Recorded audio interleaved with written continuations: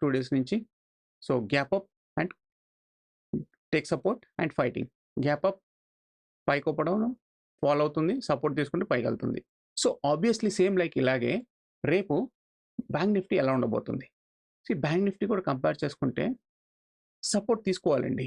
ఈ రేంజ్ ఉంది కదా, ఈ C2 బ్యాండ్ ఉంది చూసారా, ఈ C2 బ్యాండ్ అనేది ఈ బ్యాండే డిసైడ్ చేస్తుంది. సో మాక్సిమం ట్రాప్ చేస్తుంటుంది. కొంచెం వెయిట్ చేయండి. ఈ TP1 కానీ కాంప్రమైజ్ అయిపోతే, ఈ ట్రెండ్ లైన్ కానీ కాన్సెప్ట్ అండ్ పైకి వెళ్ళి క్లోజ్ అయితే candle, then next second candle పైకి వెళ్తే దెన్ ఆబ్వియస్లీ మీరు ఎక్స్పెక్ట్ చేయొచ్చు 52,200 ఎక్స్పెక్ట్ చేయొచ్చు అండి. కానీ రియలిస్టిక్ టార్గెట్ ఇది.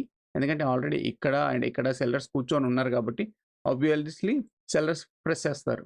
ఓకే, ఇది కానీ దాటితే దాని టార్గెట్ ఇక్కడ వరకు వెళ్ళే ఛాన్స్ కనబడతా ఉంది. 52,000 కానీ 51,200 కానీ దాటితే ఈ రేంజ్ వరకు వెళ్ళే ఛాన్సెస్ ప్రాబబిలిటీ ఉందండి. ఓకే,